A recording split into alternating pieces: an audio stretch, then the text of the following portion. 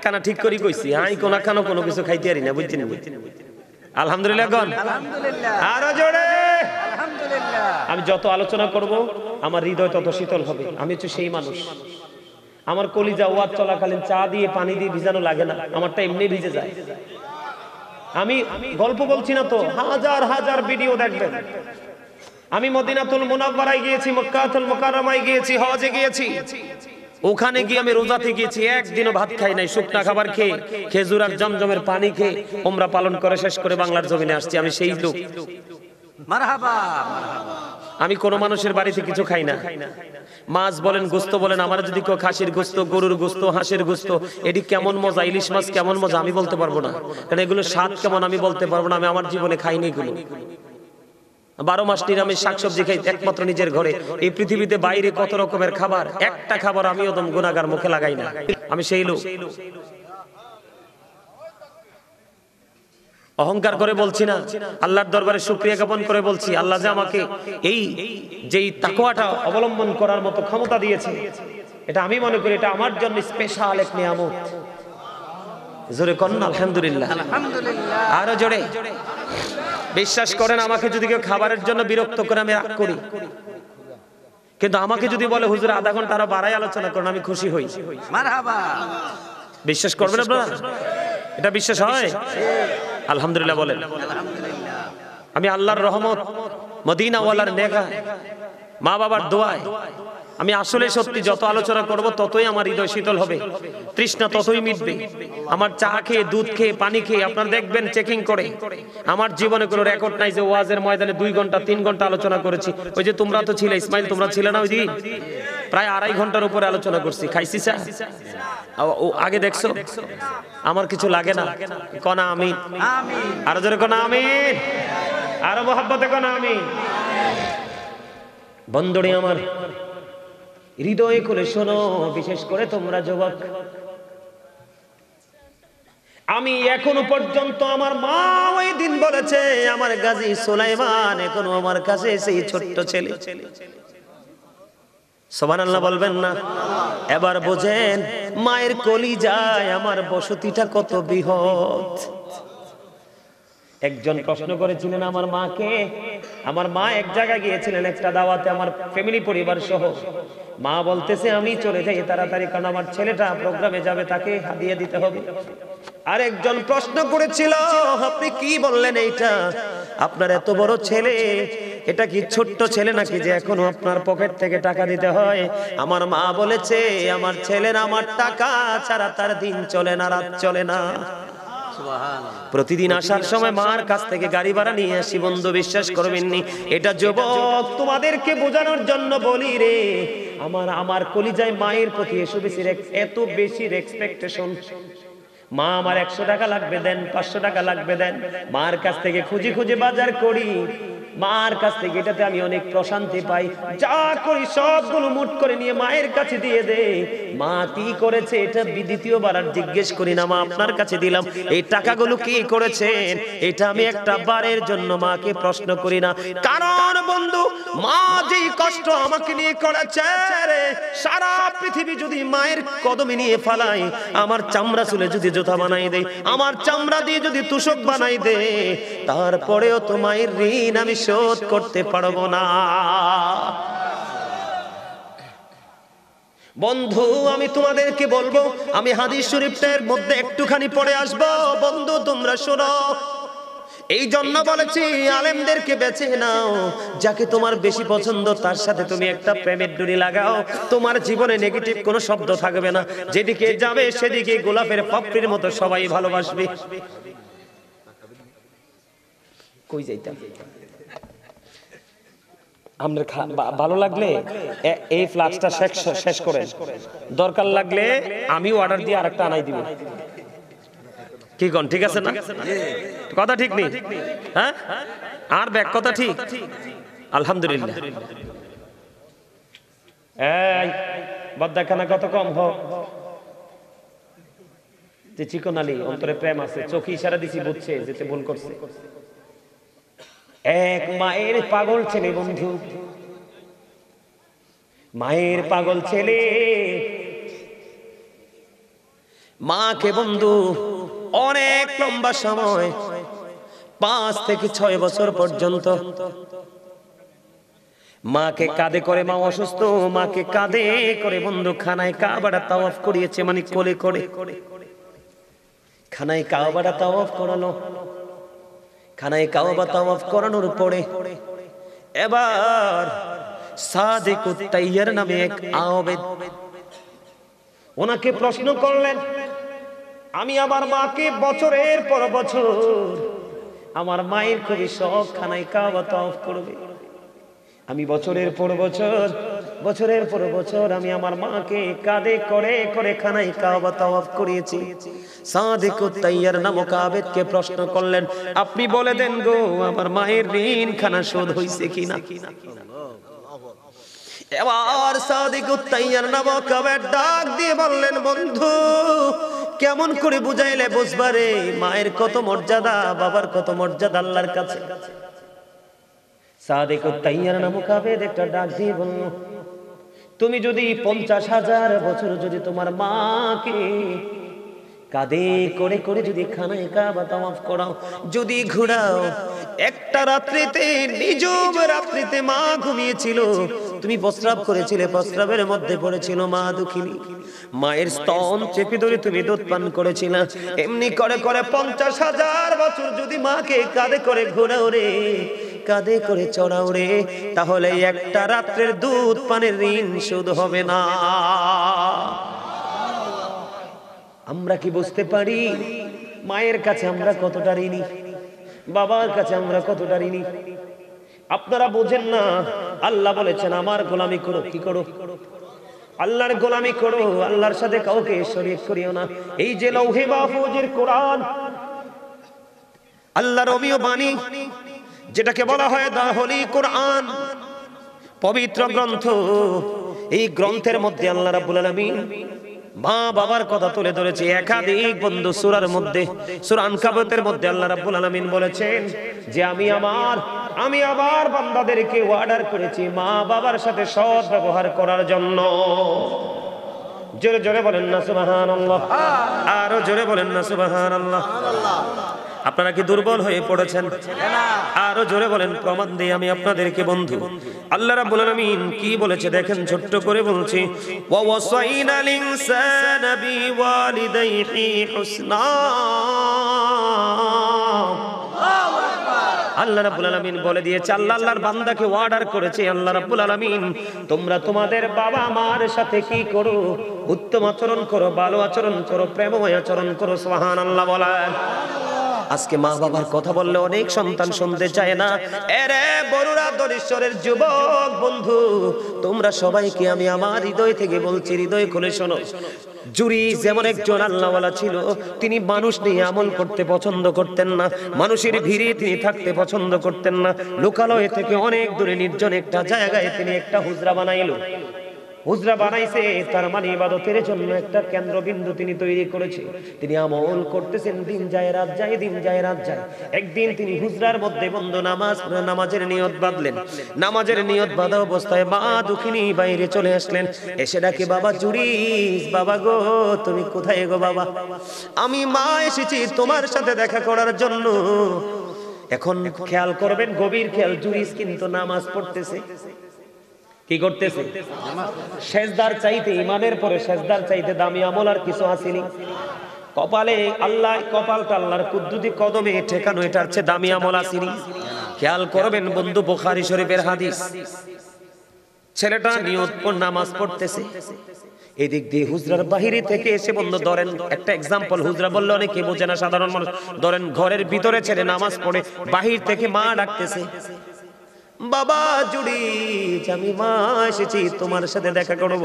এবার জুরিস ডেকে ডেকে বলে, আল্লাহ আল্লাহ গো, আমি তো নামাজের নিয়ত বেঁধে ফেলেছি, এখন আমি কি আমার মায়ের ডাকে সাড়া দিব নাকি আমি নামাজ খানা চালিয়ে যাব? ওই সন্তান হযরত জুরিস, আল্লাহর বুজুর্গ বান্দা, সে কি করলেন? মায়ের ডাকে সাড়া দিলেন না। সাড়া না দিয়ে তিনি নামাজটাই চালিয়ে গেলেন। নামাজ শেষ হলো। নামাজ শেষ করার পরে এবার বাইরে এসে চাইয়ে দেখে মা দুঃখিনী, ও বন্ধু বাইরে নাই, চলে গেছে। একদিন চলে গেল, জোরে কন্না আল্লাহু আকবার। আজকের একদিন চলে গেল বন্ধু, আবার দ্বিতীয় দিন দেখেন ভাগ্যের কি নির্মম পরিহাস এবং আমাদের জন্য কত বড় শিক্ষা। আল্লাহর হাবিব এই হাদিসের এই অংশ বিশেষ একটা মুমিনের জন্যই যথেষ্ট, আর বেশি ওয়াজের দরকার নাই বন্ধু। এবার কি করলেন হযরতে জুরিজ, আবার দ্বিতীয় দিন তিনি আবার নামাজরত অবস্থায়, নামাজ চলাকালীন মা দুঃখিনী আসলো। মা দুঃখিনী এসে ডেকে ডেকে বললেন, বাবা বাবা গো, আমি আজকে এসেছি তোমার সাথে একটু দেখা করবো গো বাবা, তুমি আমাকে একটু দেখা দাও। এবার আজকেও জুরিজ মনে মনে ভাবে আগের মতো, বলিব ও আমার মাওলা, আমি আজকেও তো নামাজরত অবস্থায়, আমি কি নামাজ চালিয়ে যাব নাকি আমার মায়ের ডাকে আমি সাড়া দিব? আজকেও ছেলেটা মায়ের ডাকে সাড়া দিলেন না, চিন্তা করতেছেন আমি আগে নামাজটা শেষ করে ফেলি। নামাজ যখন শেষ হয়ে গেল বন্ধু, দ্বিতীয় দিন বাইরে এসে চাইয়া দেখে আজকে তো মা নাই। মা আজকেও চলে গেছে, 2 দিন পার হয়ে গেল বন্ধু। তৃতীয় দিন আবার আসলো, তৃতীয় দিন আবার চিন্তা করলেন আমি আজকেও সারা দিব না, নামাজটা শেষ করে মায়ের ডাকে সারা দিব বন্ধু। হাদিস শরীফ প্রমাণ করেছে এক এক করে 3 দিন পার হয়ে গেল, ছেলেটা নামাজরত অবস্থায় মায়ের ডাকে সারা দিল না, মায়ের সাথে দেখা করলো না। তৃতীয় দিন নামাজ শেষ করার পরে বাইরে এসে চাইয়ে দেখে আজকেও মা নাই। মা এক এক করে 3 দিন আসলো, ছেলেটা দেখা দিল না। যাওয়ার সময় মা আল্লাহর কাছে দরখাস্ত দিয়ে গেল, বলিব আমি এক এক করে 3 দিন ছেলেটার সাথে দেখা করতে আসলাম, ছেলেটা আমায় দেখা দিল না। আমি মা আজকে তোমার কাছে দরখাস্ত দিয়ে গেলাম, তাকে বেশ্যা মহিলার মুখ না দেখাইয়া মরণ দিও না। জোরে জোরে বলেন নাউজুবিল্লাহ।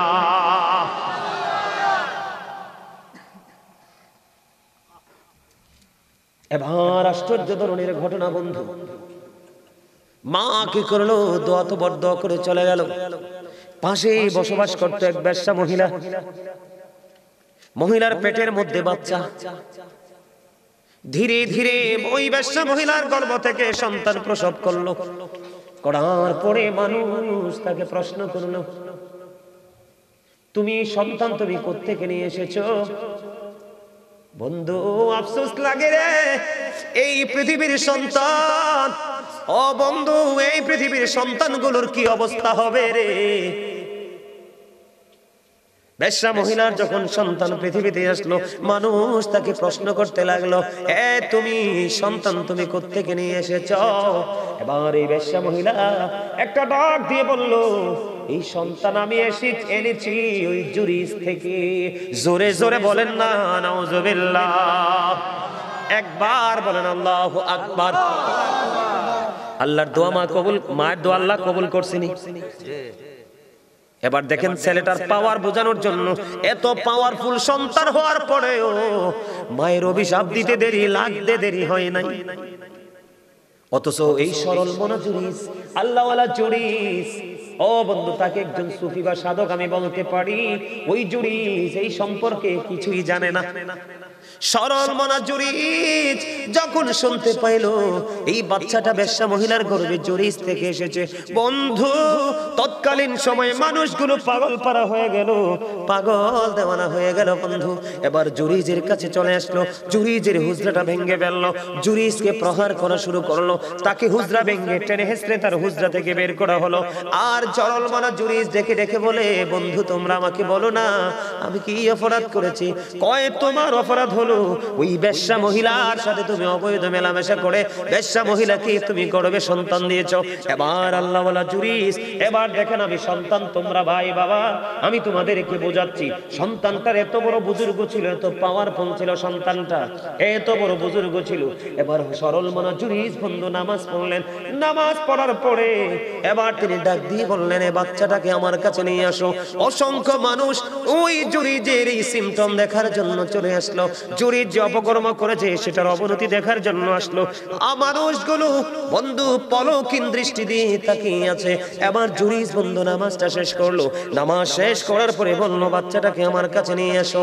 বাচ্চাটাকে যখন তার কাছে নিয়ে আসা হলো, এবার জুরিজের বরকতময় হাত ওই বাচ্চাটার পেটটার উপর রেখে বাচ্চাটাকে একটা ডাক দিয়ে বললো, বাবু বাবু বলো না তোমার বাবাকে।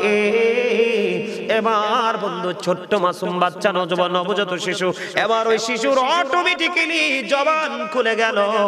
ও বন্ধু, যেমনি জবান খুলে গিয়েছিল ঈসা রুহুল্লাহ, সুবহানাল্লাহ বলেন না, তেমনি ভাবে ওই অবলা ছোট্ট শিশুটার জবান খুলে গেল। এবার ওই ছোট্ট শিশু জুরিদের হাত পেটটার উপর রাখতে দেরি ছোট্ট শিশুটা দিয়ে বলল, ওই রাখাল আমার বাবা। জোরে জোরে বলেন না সুবহানাল্লাহ, একবার পড়েন আল্লাহু আকবার। এখান থেকে কিছু বুঝতে পারছেন নি আপনারা? জুরিজের পাওয়ার আসেনি, আছে মর্যাদা আসেনি। যার মর্যাদাকে বৃদ্ধি করার জন্য ছোট্ট বাচ্চার জবান দ্বারা প্রমাণ করে দেয় আমার আল্লাহ কতটা আল্লাহর প্রিয় বান্দা। কিন্তু মা যে দোয়া তোর করে দিল, 3 দিন করে দেখা করতে আসলাম, দেখা দিলা না। বেশ্যা মহিলার সাথে তোমাকে কি করতে হবে? যুক্ত হতে হবে। হইছে কি হইছে না? আরো জোরে বলেন। পরে তৎকালীন সময় মানুষগুলো জুরিদের হাত চুমু খেতে লাগলো, জুরিদের অঙ্গ প্রত্যঙ্গ চুমু খেতে লাগলো। আবার বলল, রে জুরিস, আমরা অন্যায় করেছি, তোমার এই হুজরাটাকে আমরা স্বর্ণ দিয়ে আবার বাধাই করে দিব। জুরিস বলল, না না, আমার স্বর্ণের কোনো লালসা নাই রে, আমাকে তোমরা মাটি দিয়ে হুজরাটা বানায়া দাও। কত বড় তাকওয়া, কত বড় আল্লাহওয়ালা হযরত জুরিস। তারপরেও মাকে কিন্তু সে গালি দেয় নাই, বকা দেয় নাই, শুধু দেখা করতে আসছে, সন্তানকে দেখা দিল না। আল্লাহ রাব্বুল আলামিনের কাছে দরখাস্ত দিল, কবুল হয়ে গেল। এই যুগের ছেলেদের কিন্তু অত বড় বুজুর্গি নাই, এত বড় তাকওয়া নাই। তারা কোথায় আছে, কোথায় থাকবে, কোথায় যাবে সেটার খবর নাই।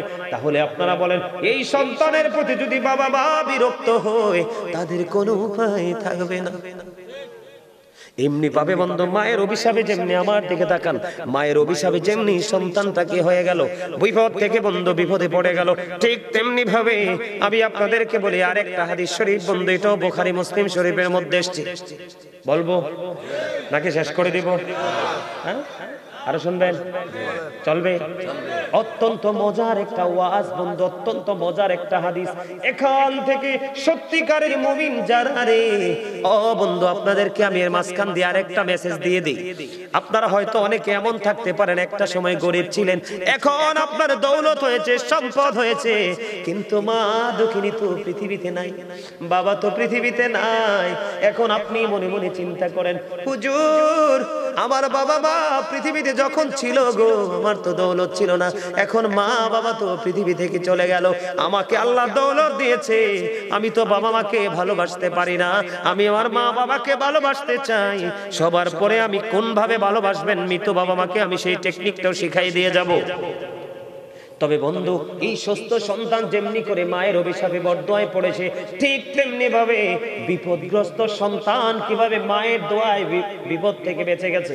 বুখারী এবং মুসলিম শরীফ থেকে একটা হাদিস শরীফ, বনি ইসরাইলের 3 জন লোক, আমার দিকে তাকান, আমি রাবীর নামটা বললাম না, বনি ইসরাইলের 3 জন লোক বন্ধু, তারা ভ্রমণে বের হলো, সফরে বের হলো। সফর করতে করতে করতে করতে করতে করতে করতে করতে বন্ধু সন্ধ্যা ডানা মেলে দিল, সূর্য তার আপন গন্তব্যে লুকিয়ে গেল, সন্ধ্যা ডানা মেলে দিল, দিবালো বন্ধু চলে গেল। এবার তারা কি করলেন, ওই পাহাড়ের গুহার মধ্যে অবস্থান করলেন। যেই দরজাটা দিয়ে, যে দরজাটা দিয়ে তারা গুহার মধ্যে প্রবেশ করেছে, গুহার মধ্যে ঢুকেছে 3 জন। কয়জন? গুহার মধ্যে বন্ধু ঢুকেছে 3 জন লোক। 3 জন লোক ঢোকার পরে এবার কি করলো, অটোমেটিক্যালি হঠাৎ করে পাহাড় থেকে বিশাল একটা পাহাড় ধসে পড়লো। ভাগ্যক্রমে ওই পাহাড় বন্ধু, এই পাথরটা তাদের দরজা বরাবর পড়েছে। হাদিস শরীফের মধ্যে এসেছে, পৃথিবীর কেউ নাই, পৃথিবীর কারো কোনো ক্ষমতা নাই, আল্লাহ ছাড়াই পাথরটা সরাইবার দরজা থেকে। কত বড় বিপদ চিন্তা করছেন নি? কয়জন লোক? 3 জন লোক, বনি ইসরাইলের 3 জন লোক, তারা এটার মধ্যে পড়ে বিপদে পড়ে গেল। 3 জন এটার মধ্যে বন্ধু আফসোস করতেছে, কি করব এখন, এত বড় পাথর দরজার মুখটা ফিলাপ করে দিছে, আমরা এখান থেকে কেমন করে বের হব? চিন্তা করতে করতে করতে করতে 3 জন মিলে একটা পরামর্শ করলেন। যেমন আজকে আপনাদের এই প্রোগ্রামটা একটা কিন্তু এদের মতো একটা এক্সাম্পল হতে পারে, যদি মন দিয়ে, হৃদয় দিয়ে, ভালোবাসা দিয়ে শুনতে পারেন। 3 জন পরামর্শ করলো, বন্ধু আমরা 3 জন তো বিপদে পড়ে গেছি, এখন বিপদ থেকে তোমাদেরকে বাঁচতে হবে, কি করণীয়? 3 জন মিলে পরামর্শ করে একটা সমাধান বের করলেন। সমাধানটা হলো, তারা তিনজন মিলে চিন্তা করলেন, আমাদের জীবনে তো অনেক ভালো কাজ করেছি, আমাদের জীবনে তো অনেক নেক কর্ম করেছি, প্রত্যেকের জীবনে স্পেসিফিক কোনো ভালো কাজের উসিলা দিয়ে আল্লাহর কাছে দরখাস্ত দাও, দেখি রে আল্লাহ আমাদেরকে বড় বিপদ থেকে বাঁচাই কিনা। সুবহানাল্লাহ বলেন না, আরো জোরে বলেন না সুবহানাল্লাহ। সুবহানাল্লাহ আলহামদুলিল্লাহ লা ইলাহা ইল্লাল্লাহ, সুবহানাল্লাহ আলহামদুলিল্লাহ লা ইলাহা ইল্লাল্লাহ, লা ইলাহা ইল্লাল্লাহ, নূরি আমার নূরের ফুতুল জগৎ করলেন ও জালা, নবী আমার নূরের ফুতুল জগৎ করলেন ও জালা, রোজ হাসরে করবেন তিনি উম্মতের ফয়সালা। সুবহানাল্লাহ আলহামদুলিল্লাহ, মহব্বতে সুবহানাল্লাহ আলহামদুলিল্লাহ লা ইলাহা ইল্লাল্লাহ, লা ইলাহা আরশ কুরসি লৌহ কলম সৃষ্টি যাহার ওসিলা, আনিছে আল্লাহ খুশি হইয়া নাম রাখিলেন হাবিবুল্লাহ। সুবহানাল্লাহ আলহামদুলিল্লাহ লা ইলাহা ইল্লাল্লাহ মুহাম্মাদুর রাসূলুল্লাহ সাল্লাল্লাহু আলাইহি ওয়াসাল্লাম। আমি আপনাদেরকে একটু হালকা একটু বন্ধু নাস্তা দিয়েছি। কে দিয়েছি? আলোচনার সময় অনুযায়ী এটা আপনাদের লাঞ্চ টাইম, কারণ সকালে শুরু হয়েছে, তার মানে বিকাল থেকে শুরু হয়েছে, রাত্র 12টা পার হয়ে গেছে, তার মানে 100% আপনাদের যারা জান্নাতের বাগানের মেহমান তাদের জন্য লাঞ্চ টাইম। এই জন্য আপনাদেরকে হালকা করে একটু লাঞ্চ করিয়ে নিলাম। হুজুর এটা আবার কেমন ধরনের ব্যবহার, এটা আবার কেমন ধরনের কথা? এটা আমার কথা নয়, নবীজি জানিয়ে দিয়েছেন জান্নাতের বাগানে যারা প্রবেশ করে তারা জান্নাতের মেহমান হয়ে যায়, তারা জান্নাতি হয়ে যায়, তারা জান্নাতের মেহমান হয়ে যায়। জান্নাতের মেহমানদের জন্য খাবার হলো সুবহানাল্লাহ আলহামদুলিল্লাহ লা ইলাহা ইল্লাল্লাহ, সুবহানাল্লাহ আলহামদুলিল্লাহ লা ইলাহা ইল্লাল্লাহ, লা ইলাহা ইল্লাল্লাহ, লা ইলাহা ইল্লাল্লাহ, লা ইলাহা ইল্লাল্লাহ মুহাম্মাদুর রাসূলুল্লাহ সাল্লাল্লাহু আলাইহি ওয়াসাল্লাম। ও বন্ধু, এই নাস্তার স্বাদ হলো ব্যতিক্রম। পৃথিবীর বুকে দুপুরবেলা যে লাঞ্চ আমরা করি প্রতিদিন, ওই লাঞ্চ থেকে আসে দেহের প্রশান্তি। আর মাহফিলে আপনাদেরকে যে লাঞ্চ আমি করিয়েছি, ওই লাঞ্চ থেকে আসে আপনার রূহের প্রশান্তি। দুই ধরনের খাবার লাগে মুমিনের প্রতিদিন। একটা হলো পৃথিবী থেকে খুঁজে বের করা হয়, পৃথিবী থেকে খাওয়া হয়, এটা হলো মুমিনের দেহের খোরাক। আর এই সমস্ত বাগান থেকে যেটা সংগ্রহ করা হয়, এটা হলো মুমিনের জন্য রূহের খোরাক। বন্ধুরে আমার, বলতেছিলাম মনে আসেনি আপনাদের? তিনজন লোক পরামর্শ তাদের ফাইনাল হয়ে গেল। এর মধ্যে বন্ধু একজন সিদ্ধান্ত করলো, আমার জীবনে এমন একটা কর্ম আমি করেছিলাম যেটা একমাত্র আল্লাহ রাব্বুল আলামিনকে পাওয়ার আশায়। কর্মটা হলো কি একটুখানি বলে দেই, না হয় বুঝবেন না। প্রথম যিনি তার উসিলাটা আল্লাহর দরবারে তুলে ধরেছে, আল্লাহ কিন্তু বলেছে ইয়া আইয়ুহাল্লাযীনা আমানুত্তাকুল্লাহা ওয়াবতাগু ইলাইহিল উসিলা।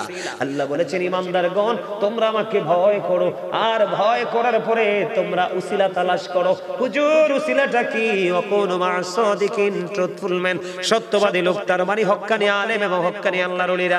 তোমরা তাদের সাথে যখন যুক্ত হয়ে যাবে রে, তখনই তোমাদের ধাপ একটার পর একটা সামনের দিকে অগ্রসর হতে থাকবে। প্রথম যিনি আল্লাহর দরবারে উসিলাটা দাঁড় করালেন, আল্লাহ রাব্বুল আলামিনকে একটা ডাক দিয়ে বললেন, তিনি মনিব, ওই দিন যে আমি কাজটা করেছিলাম এটা শুধু তোমার সন্তুষ্টির জন্য করেছিলাম। কাজটা কি বন্ধু?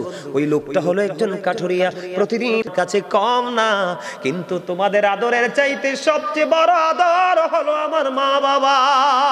আল্লাহু আকবার। সন্তান বাবা মার জীবন থেকে যদি একটা চলে যায়, আল্লাহ চাইলে 70 বছর, 50 বছর, 60 বছরও আরেকটা আসে।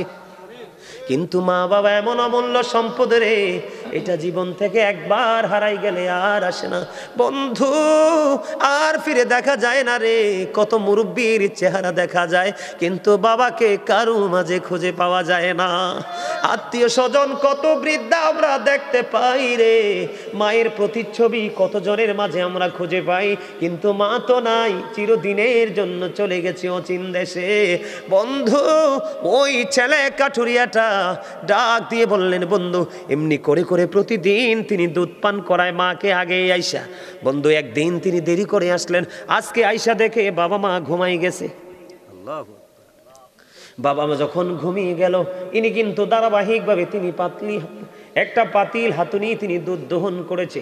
হাদিস শরীফের মধ্যে সে যে দুধটা দহন করার পরে এবার ওনার সন্তান ডাক দিয়ে বলল, বাবা বাবা গো, আমাকে একটুখানি দুধ দাও না, আমি দুধ পান করব। ওই কাঠুরিয়া ডাক দিয়ে বলল, না না, আমার মা ঘুমিয়ে গেছে তো কি হয়েছে রে, আমি যতক্ষণ না পর্যন্ত মাকে দুধ খাওয়াইতে না পারবো ততক্ষণ আমি কাউকে দুধ দিব না, এবং আমি আমার মায়ের রুমের দরজাটাও আমি ছাড়বো না। বন্ধু, কেমন সন্তান ওই কাঠুরিয়া! কাঠুরিয়া কি করলো? মা যে জায়গার মধ্যে ঘুমাইছে, ও বন্ধু দুধের পাত্রটা হাতে নিয়ে দাঁড়াইয়া রইল। দাঁড়াইয়া থাকতে থাকতে ফজরের আজান হয়ে গেল। মা দুঃখিনী বন্ধু উজু বানাইলো, উজু বানাইয়া যখন ফ্রেশ শেষ হয়ে গেল, ওই কাঠুরিয়া আগে তার মাকে দুধ পান করাইলো। এই যে দুধ পান করিলেন, সন্তানকে দিলেন না, বিবিকে দিলেন না। সন্তান অনেক বেশি ডাকাডাকির করার পরে বাবার মনটা গলাইতে পারলো না। ওই দিন ওই কাজটা শুধু করেছি আমি একটা মাত্র কারণে, ওই যে আল্লাহ বলেছেন, অবিল ওয়ালিদাইন ইহসানা, মা বাবার সাথে মিষ্টি মধুর সৎ আচরণ করো। আমি আল্লাহ সেদিন এই ব্যবহার করেছিলাম তুমি মালিকের খুশি করার জন্য। ওই দিনের আমল যদি তুমি কবুল করে থাকো, ওই দিনের গোলামি যদি তুমি কবুল করে থাকো, তাহলে আমাকে আজকের এই বিপদ থেকে উদ্ধার করো। বন্ধু, ও বড়রা, ধনীশ্বরের ভাই, আমার বাবা গো, আমার মা বোনদেরকে ডেকে ডেকে বলছে গো, হৃদয়ের জানালাটা খুলে দাও, বাবা মা কেমন একটু বুঝে নাও। এবার কি করলেন বন্ধু, আল্লাহর কুদরতে সন্তান যখন দোয়া করলেন, দোয়া শেষ হইতে দেরি রে, চাইয়া দেখে পাথরটা আল্লাহর কুদরতে একটুখানি সরে গেছে। সুবহানাল্লাহ। কিন্তু হাদিস শরীফের মধ্যে এসেছে, কিন্তু সরে গেলে লাভ হবে না, কিন্তু বের তো হওয়া যাবে না। একটুখানি সরে গেছে বটে, কিন্তু বের হওয়ার কোনো সুযোগ নাই। এবার দ্বিতীয় ব্যক্তি খেয়াল করবেন, এটা বর্তমানে আমাদের সমাজের সবচেয়ে বেশি নোংরামি। একটা অপশন, আরো দুইটা আছে, কিন্তু এটা এই আলোচনার সাথে না। তারপর আমি আপনাদেরকে একটুখানি শোনাই বন্ধু, শুনবেন তো? দ্বিতীয় ব্যক্তি কোন উসিলা দিয়ে আল্লাহর কাছে সাহায্য চাইলেন? দ্বিতীয় ব্যক্তির আচরণ ছিল কেমন জানেননি? উনি ওনার একজন চাচাতো বোনকে তিনি খুব ভালোবাসতেন এবং ফিজিক্যাল মিলামেশার জন্য চেষ্টাও তিনি করেছেন, কিন্তু কোনোভাবেই তিনি মেয়েটাকে রাজি করতে পারে না। একটা সময় পৃথিবীর বুকে বন্ধু দুর্ভিক্ষ শুরু হয়ে গেল। দুর্ভিক্ষ যখন শুরু হয়ে গেল, দুর্ভিক্ষ শুরু হয়ে যাওয়ার পরে এবার তিনি ওই মেয়েটাকে 200 দিরহাম দিলেন। কয় দিরহাম? 200 দিরহাম দিলেন। ওই মেয়েটাকে 200 দিরহাম দিলেন এবং তার যে মনের আশা আকাঙ্ক্ষা পূরণ করার জন্য একেবারে মেয়েটার কাছাকাছি চলে গেল। খেয়াল করবেন যুবক, তোমরা আজকে এখান থেকে শিক্ষা নাও। যুবকটা মেয়েটার একবারই কাছাকাছি চলে গেল। দেখবেন ইমানদারের ইমানি জজবা কত শক্ত। আল্লাহর হাবিব বলেছে, হাদিস শরীফের মধ্যে এসেছে, যেখানে বেগান একজন পুরুষ এবং বেগান একজন নারী থাকে, এখানে তৃতীয় পার্সন থাকে শয়তান, ওখানেই জিনা ব্যভিচারের সম্ভাবনা বেশি থাকে। কিন্তু বন্ধু দুজনকে পরিচয় আছে, একজন আরেকজনকে কাছে পেতে চায়। কিন্তু বন্ধু সবচেয়ে বড় মজার খবর হলো গো, আপনি একটুখানি নজর দিয়ে চাইয়া দেখেন, ছেলেটা মেয়েটার একবারে কাছাকাছি গেছে। আমি আর অত কাছে গেছে সেটা বলতে চাই না, লজ্জাজনক বিষয়, আমার কাছে খারাপ লাগে। তার মানে একেবারেই ছেলেটা মেয়েটার কাছাকাছি চলে গেল। মেয়েটা এতটাই আল্লাহ ওয়ালা ছিল, আল্লাহ রাসূল প্রেমিক ছিল। মেয়েটা ওই দ্বিতীয় ব্যক্তিকে একটা ডাক দিয়ে বলল, না না, তুমি আমার ইজ্জত হরণ করে নিয়ে যাও না। আমাকে যিনি মোহরানা দিয়ে আমাকে যিনি বিয়ে করে বিবি বানাবে, ওনার জন্য সতীত্ব রক্ষা করতে হবে আমাকে। তুমি আমাকে নষ্ট করো না, আমার ইজ্জত তুমি লুটে নিও না। বন্ধু, মেয়েটা যেমনিভাবে আপত্তি করলো, ছেলেটা তেমনিভাবে মেয়েটাকে ছেড়ে চলে আসলো। এবং ওই যে 200 দিরহাম দিয়েছিল বিনিময়, ছেলেটা ওই 200 দিরহাম পর্যন্ত দাবি তিনি ছেড়ে দিয়েছে। ওই ব্যক্তিটা হলো আজকের বিপদগ্রস্ত দ্বিতীয় ব্যক্তি। ওই ব্যক্তিটা আল্লাহর কাছে দরখাস্ত করে দিলেন, মালিক ওই দিন আমি অপরাধের এত কাছাকাছি গিয়েছিলাম, ওখান থেকে আমি ফিরে এসেছি। মালিক, ওখান থেকে আমি সেদিন ফিরে এসেছিলাম শুধুমাত্র তুমি আল্লাহর কথা ভেবে, তুমি আল্লাহর দিদারের আশায়, তোমার সন্তুষ্টির জন্য। ওই দিনের আমল যদি তোমার দরবারে কবুল হয়ে থাকে গো, আজকে আমাকে এই বিপদ থেকে তুমি বাঁচাও। দোয়া শেষ হইতে দেরি বন্ধু গো, দোয়াটা শেষ হইতে দেরি, সঙ্গে সঙ্গে পাথরটা আরো একটু সরে যেতে দেরি করলো না। জোরে জোরে বলেন না সুবহানাল্লাহ। সুবহানাল্লাহটা কিন্তু মজা হয় না। আমার ওয়াজ কিন্তু আমি শেষ করে দিচ্ছি, আজকে চলে যাব। হয়তো বা আপনার আমার জীবনে অনেকেরই মাহফিলটা শেষ হতে পারে। এমন ভাবে মাহফিলটাতে বসুন বন্ধু, মনে করুন এটা আমার জীবনের শেষ মাহফিল, তাহলে এখান থেকে গুনাহ মাফ নিয়ে যেতে পারবেন। যদি মনে করেন এটা আমার জীবনের শেষ মাহফিল, তখন আপনার মধ্যে মানসিকতাটাই অন্যরকম হয়ে যাবে। আপনার মধ্যে এক বিকট পরিবর্তন আসবে, আপনার মধ্যে তাকওয়া চলে আসবে, আপনি অহংকার মুক্ত হয়ে যাবেন। আর যেই ব্যক্তি, যত বেশি একটা ব্যক্তি অহংকার মুক্ত রে, তার কাছে তত বেশি আল্লাহর রহমতটা যুক্ত হয়ে যায়। পাথরটা একটুখানি সরে গেল। এটার সাথে আমি আরেকটা ছোট্ট নেয়ামতে পরিপূর্ণ একটা ঘটনা যুক্ত করতে চাই, যেটা খলিফাতুল মুসলিমিন হযরত ওমর রাদিয়াল্লাহু তাআলা আনহুর জামানায় ঘটেছিল। একজন যুবক, একজন যুবতী, একটা যুবতী একটা যুবককে ভালোবাসতো। প্রতিদিন এই মেয়েটার বাড়ির উপর দিয়ে ছেলেটা নামাজ পড়তে যাইতো। যাইতে একদিন এশারের নামাজের সময় হলো। নামাজ শেষ করে ফেরার পথে যখন বন্ধু বাড়িটার উপর দিয়ে আসতে চাইলো, মেয়েটা এমন ভাবে ছেলেটাকে প্রেম আকাঙ্ক্ষা দেখাইলো, ছেলেটা বাধ্য হয়ে মেয়েটার ঘরে গেল। যাওয়ার পরে বন্ধু, ছেলেটার অন্তরে কি হলো? আল্লাহর কাছে দাঁড়াইতে হবে, হিসাব দিতে হবে। তার মধ্যে এই ভয় কম্পন শুরু হয়ে গেল। ওই ছেলেটা সঙ্গে সঙ্গে বেহুশ হয়ে মাটিতে পড়ে যায়। ওমা সুবহানাল্লাহ বলেন না। একটা ছেলে যৌবনে পরিপূর্ণ ভরা, এইরকম একটা ছেলে একটা মেয়ে দুজন একবারে কাছাকাছি হয়ে গেছে, কিন্তু ছেলেটা মেয়েটার কাছে গিয়ে বেহুশ হয়ে গেছে। আপনারা কি বিষয়টা সহজ মনে করেছেন? আরে না, অত্যন্ত ভাবার একটা বিষয়। খেয়াল করেন আমার কথাটা। ছেলেটা বন্ধু বেহুশ হয়ে গেল, পাগল পারা হয়ে গেছে। আপন স্বজনেরা খুঁজতে খুঁজতে মেয়েটাকে, ছেলেটাকে মেয়েটার ঘরে এসে পাইলো। পাওয়ার পরে বাবা বাড়ি নিয়ে গেল। বাড়ি নিয়ে যাওয়ার পরে ছেলেটাকে প্রশ্ন করলো, বাবা গো, তুমি কেন গিয়েছিল ওই মেয়েটার ঘরে? আবার কেনই বা তুমি অজ্ঞান হয়েছো, সেন্সলেস কেন হয়ে গেলা? বাবা গো, প্রতিদিন এই মেয়েটা আমাকে প্রেম আকাঙ্ক্ষা দেখায়, আজকে কেন যে আমি চলে গেলাম? যাই হোক, আমি চলে গেছি বাবা। মেয়েটার কাছাকাছি যখন গেলাম, আমি দেখতে পাইলাম একেবারে নোংরা একটা সময়ের দিকে আমি এগিয়ে যাচ্ছি। তখন আমার মনের মধ্যে আমার মালিকের কথা মনে হলো, আমার মালিকের দরবারে দাঁড়াতে হবে গো, কেমন করে আমি চক্ষুটা দেখাবো আল্লাহকে? এই ভয়, এই চিন্তায় আমার মধ্যে একটা আলাদা একটা অনুভূতি চলে আসলো। আমি বেহুশ হয়ে গেছি গো বাবা। এই কথা বলার পরে ছেলেটা পুরো বিস্তারিত বন্ধু ঘটনাটা বলে ফেললো। বলার পরে আবার পুনরায় সঙ্গে সঙ্গে সে বেহুশ হয়ে যায়। আর এই বেহুশের সবার সামনে তাৎক্ষণিকভাবে সে মারা যায়। ইন্না লিল্লাহি ওয়া ইন্না ইলাইহি রাজিউন। ছেলেটা বেহুশ হয়ে গেল এবং ইন্তেকাল করলো। ইন্তেকাল করার পরে তার কাফন দাফন সবকিছু হয়ে গেল। হওয়ার পরে হযরতে ওমর রাদিয়াল্লাহু তাআলা আনহুকে জানানো হলো। ওমর রাদিয়াল্লাহু তাআলা আনহু খবর পেয়ে চলে আসলেন। চলে আসার পরে বন্ধু এই ছেলেটার কবরের পাড়ে চলে গেলেন। কবরের পাড়ে গিয়ে তিনি বন্ধু ছেলেটার জন্য দোয়া করলেন আর বলতে লাগলেন, যিনি অপরাধ করতে গিয়ে আল্লাহর কথা মনে করে আল্লাহর দরবারে দণ্ডায়মান হতে হবে, আল্লাহর দরবারে হিসাব দিতে হবে, এই ভয় কারোর হৃদয়ে ধারণ করে যদি কেউ অপরাধ থেকে বেঁচে থাকে, তাহলে আল্লাহ রাব্বুল আলামিন খুশি হইয়া ওই বান্দার জন্য 2টা জান্নাত বরাদ্দ করে দেয়। হযরত ওমর বলতেছে, বন্ধু হযরত ওমরের বক্তব্য চলতেছে, এই চলতে চলতে কিছুক্ষণ আগে বন্ধু, কয়েক ঘন্টা আগে ছেলেটাকে দাফন করা হলো, ওই যুবক ছেলের কবর থেকে আওয়াজ বের হয়ে আসতেছে। ও হযরতে ওমর রাদিয়াল্লাহু তাআলা আনহুকে ডাক দিয়ে বললেন, খলিফাতুল মুসলিমিন, আপনার কথা সত্য, আমার কবরে দাফন করার সঙ্গে সঙ্গে আমি 2টা জান্নাতে পেয়ে গেছি। আপনি যত বেশি নেইমারকে ভালোবাসবেন আপনার চরিত্র তত খারাপ হবে। আপনি যত বেশি মেসিকে ভালোবাসবেন আপনার চরিত্র তত খারাপ হবে। আপনাকে বলবে ভেরি 100% ক্যারেক্টারলেস, কথা কয় না? আর যত বেশি আলেমের কাছে আসবেন আপনার প্রিয় হতে হবে আলেম, যিনি এলেম এলেম এলেম এলেম ওনার মধ্যে যোগ্য আছে। আপনি যত একজন আলেমের সাথে ভালোবাসবেন, আলেমের ভালোবাসা মানে তাকে পাঞ্জাবি কিনে দেওয়া না, আলেমের ভালোবাসা হলো তার কথাগুলোকে ফলো করে বাস্তবায়ন করা। হ্যাঁ বলো হুজুর দিতে পারবো না, দিতে পারবেন, সব দিবেন, তবে আপনার মধ্যে থাকতে হবে সবার আগে আমার ভালোবাসার মানুষকে আমি ফলো করব। কথা কি বুঝেন নাই?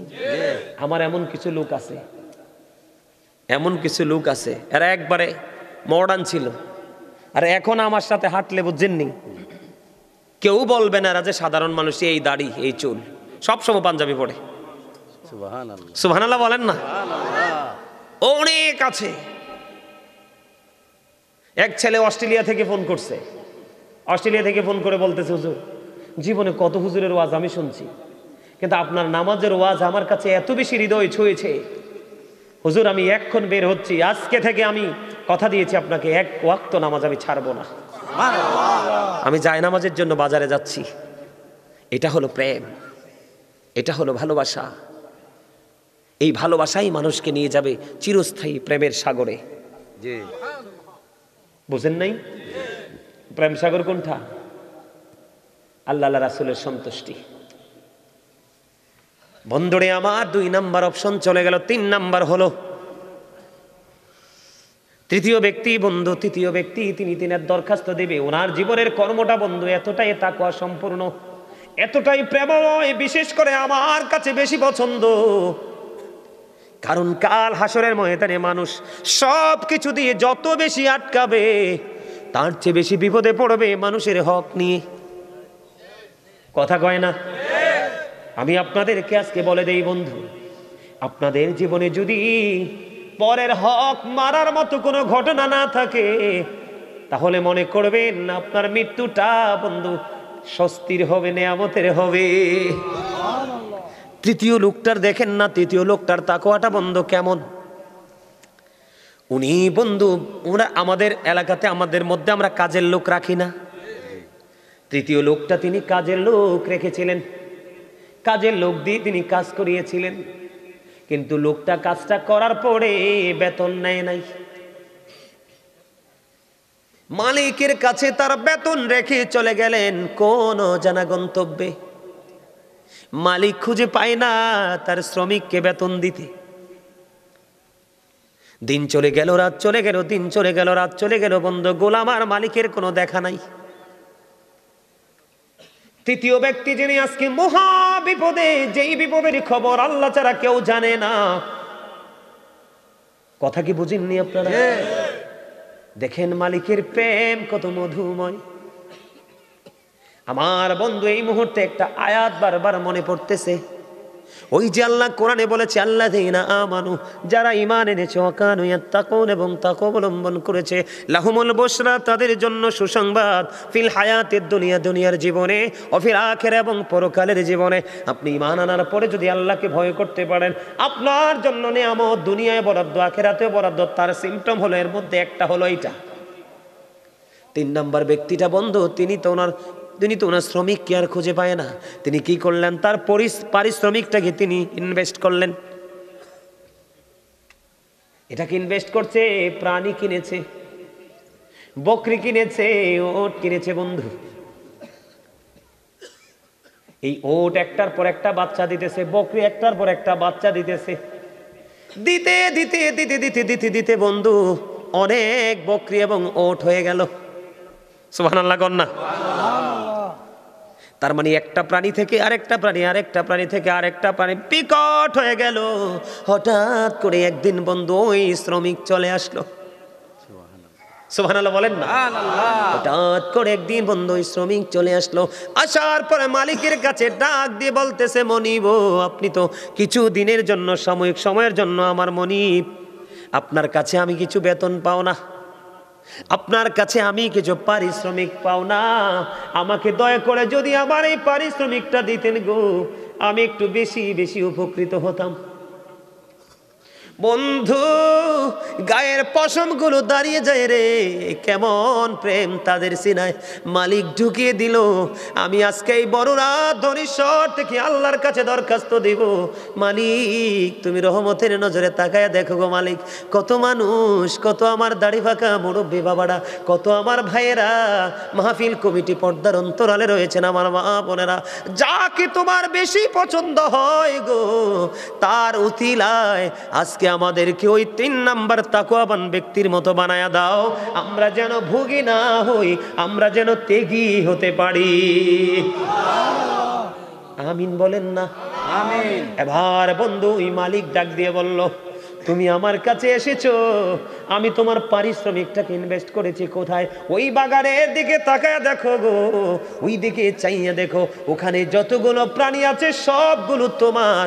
আপনি কি বলতেছেন? কয় হ, ওই যে দেখো সব কিছু তোমার। এটা কেমন করে সম্ভব?